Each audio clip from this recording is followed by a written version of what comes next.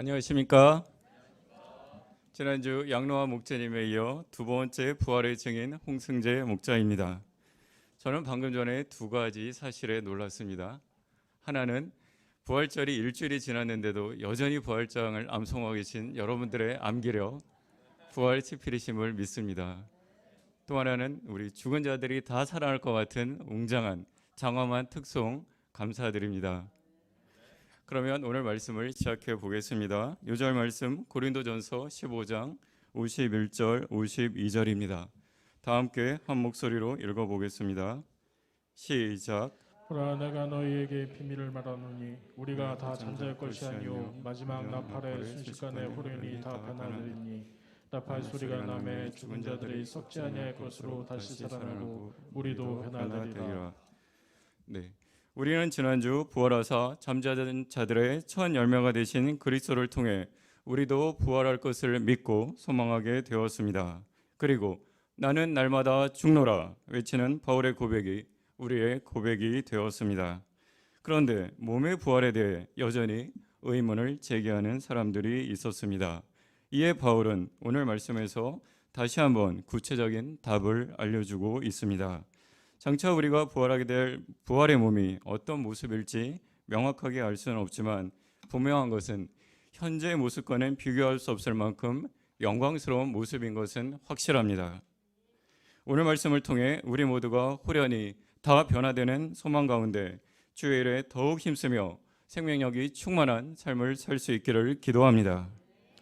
제1장 죽은 자의 부활도 이와 같으니 35절에서 49절입니다. 35절을 보십시오. 여전히 부활을 믿지 않는 사람들이 두 가지 의문을 제기합니다. 죽은 사람이 어떻게 다시 살 수 있느냐?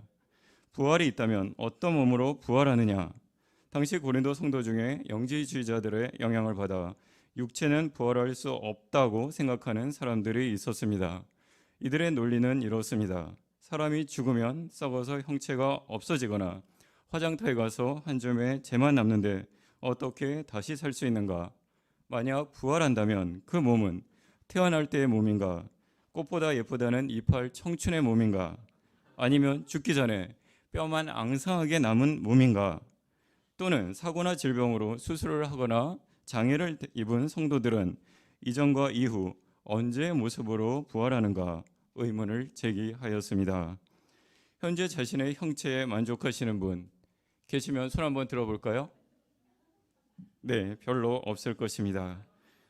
그러기에 값비싼 다이어트 약들이 불티나게 팔리고 위험천만한 성형, 미용 시술이 성행하고 있습니다.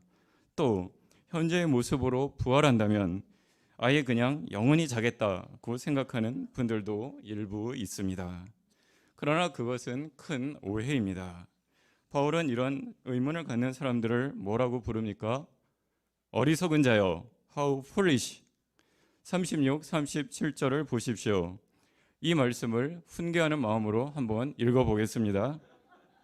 시작. 어리석은 자여, 내가 뿌리는 씨가 죽지 않으면 살아나지 못하겠고 또 내가 뿌리는 것은 장래의 형체를 뿌리는 것이 아니요 다만 밀이나 다른 것의 알맹이 뿐이로되.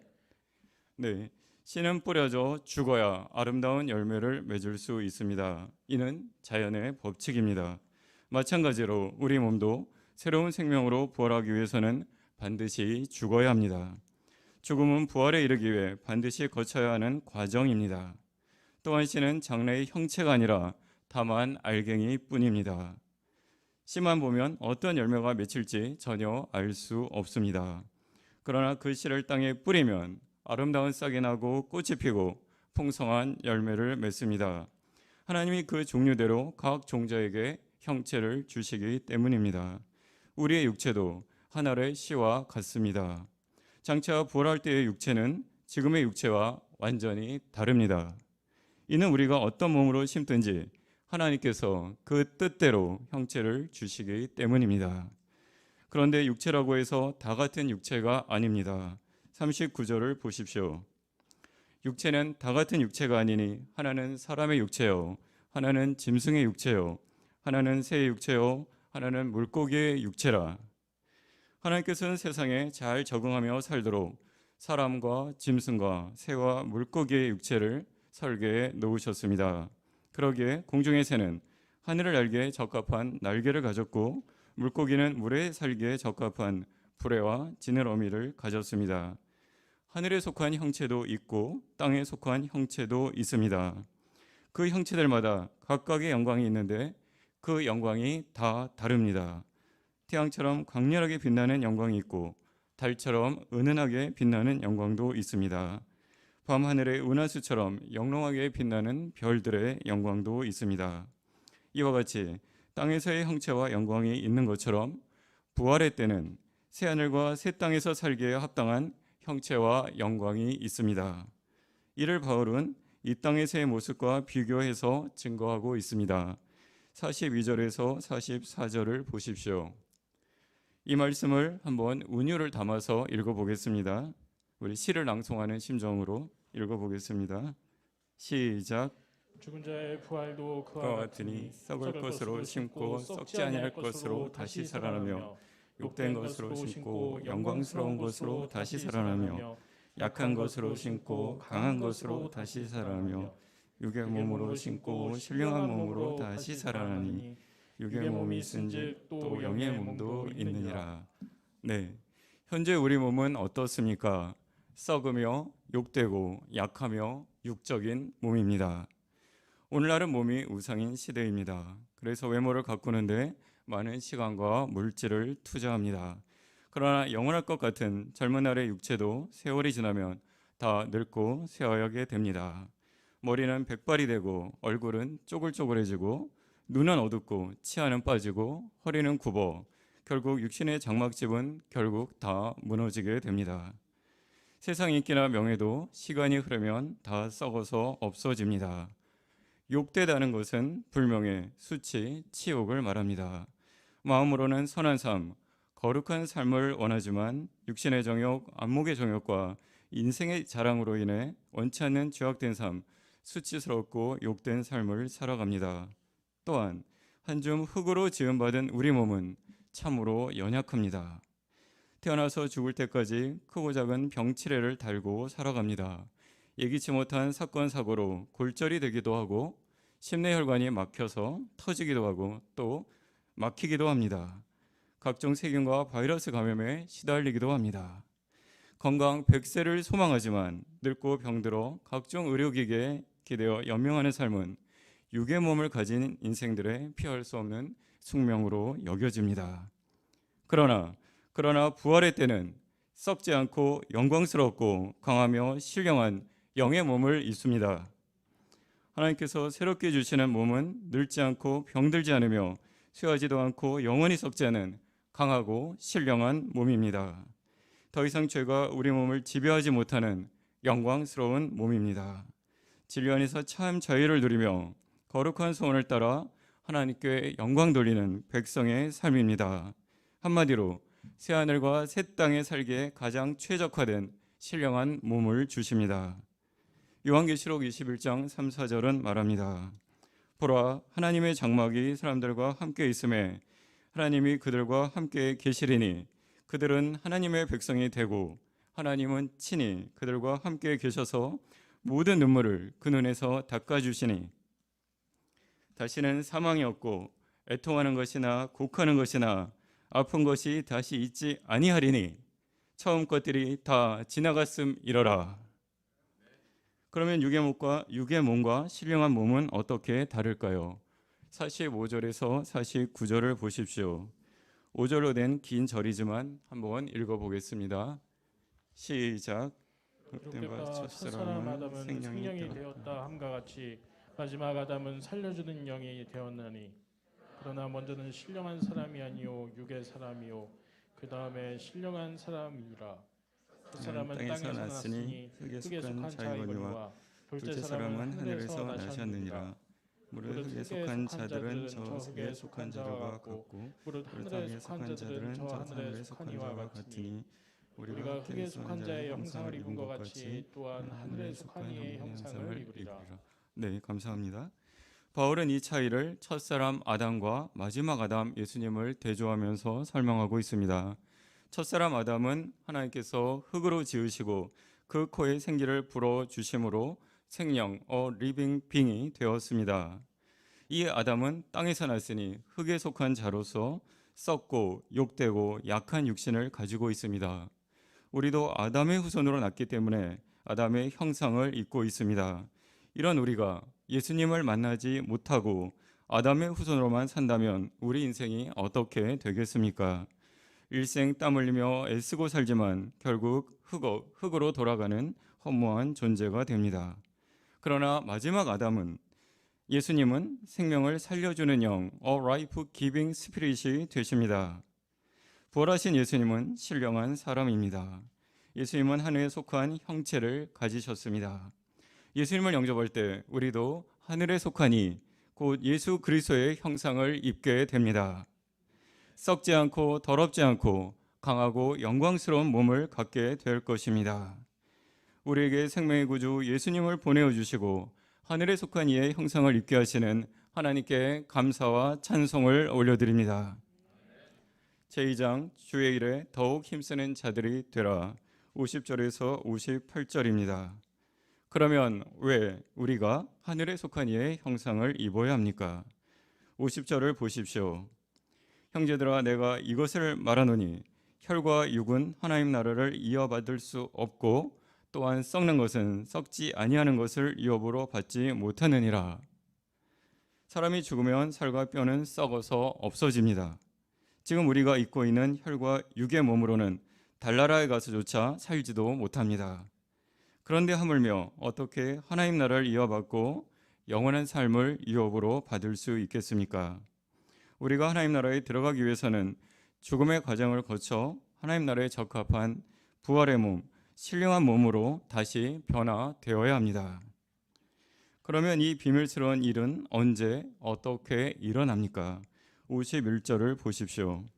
51절 말씀을 부활의 소망을 가지고 한번 읽어보겠습니다. 시작. 보라 내가 너희에게 비밀을 말하노니 우리가 다 잠잘 것이 아니요 마지막 나팔에 순식간에 후련히 다 변화되리니. 네. 비밀이란 누구에게도 공개하지 않은 사실, 팩트입니다. 바울은 부활의 비밀을 믿는 성도들에게만 이 비밀을 알려주겠다고 합니다. 그런데 이 비밀은 우리의 이성과 지식으로는 알 수가 없습니다. 오직 부활의 믿음을 가진 자만이 깨달을 수 있는 영적 비밀입니다. 그 내용이 궁금하십니까? 네, 궁금하시죠? 이 비밀은 바로 이것입니다. 예수님의 재림을 알리는 천사장의 마지막 나팔 소리가 날 때 우리가 순식간에 호련히 다 변화된다는 사실입니다. 나팔 소리가 나면 죽은 자들이 썩지 아니할 몸으로 다시 살아나고 우리도 변화됩니다. 예수님은 개선장군처럼 하늘의 형상을 입고 나팔수들과 천사들을 대동하고 구름을 타고 오십니다. 머리에 금 면류관을 쓰고 가슴엔 커다란 금띠를 띠고 그 오른손에 7별을 쥐고 해처럼 밝은 광채로 오십니다. 그리고 우리 각자의 이름을 불러주실 것입니다. 이제임스, 강예은. 그날에 자기 이름이 불려지는 사람들은 가장 크게 기뻐합니다. 호련히 신령한 모습으로 변화되어 하늘로 들려 올라가 주님을 맞이하게 될 것입니다. 그러나 자기 이름이 불려지지 않는 자는 슬피 울며 바깥 어둠에 쫓겨나 이를 갈게 될 것입니다. 이날은 믿는 자에게는 구원의 날이요 믿지 않는 자들에게는 심판의 날입니다. 우리가 이 비밀을 아는 자가 되었다는 것, 이는 참으로 놀라운 은혜요 특권이 아닐 수 없습니다. 이 비밀은 반드시 이루어질 영광스럽고 영광스러운 사건입니다. 53절을 보십시오. 이 말씀 앞에 각자 본인의 이름을 넣어서 한번 큰 소리로 읽어보겠습니다.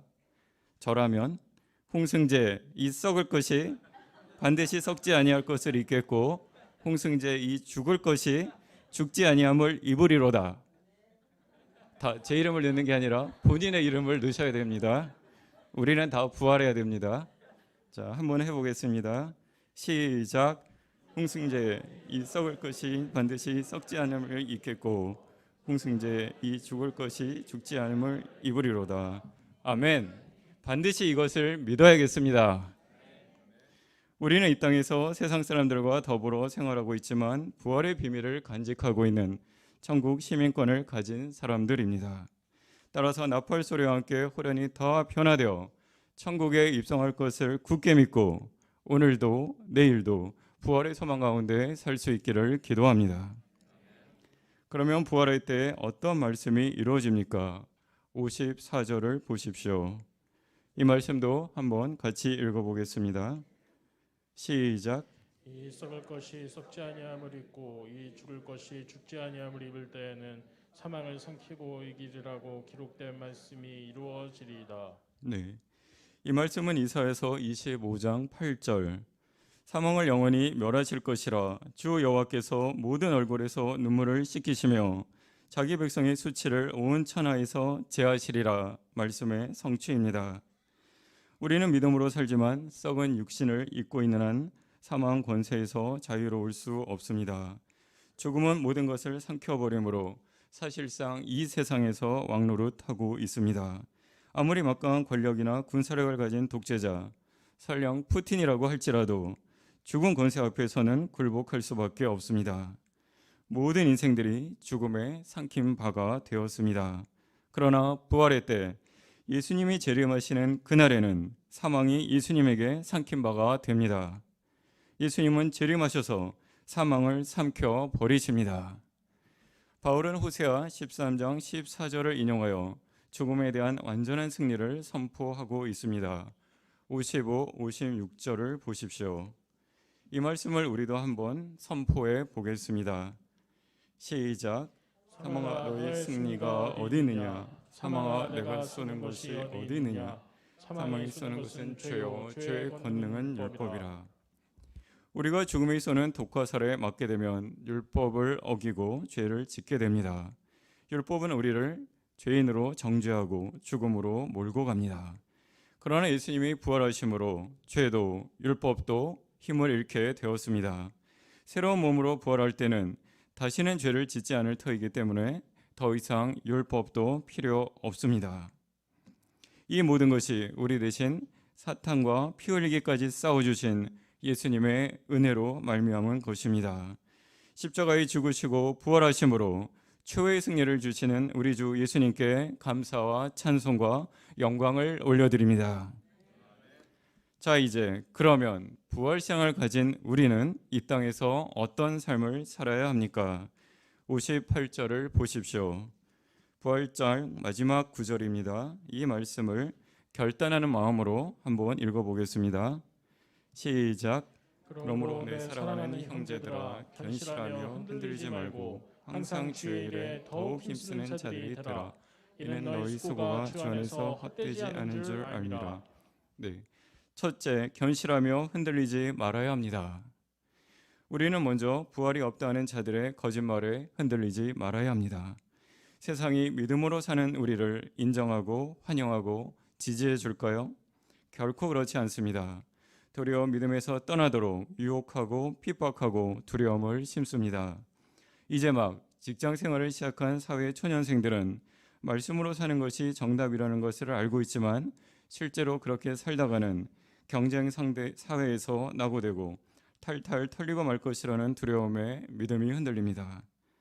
신앙생활 연수만으로도 한 세대를 넘기신 우리 베테랑 목자님들도 문득 내 신앙의 열매가 무엇인가 생각할 때면 낙심이 되고 마음이 흔들립니다.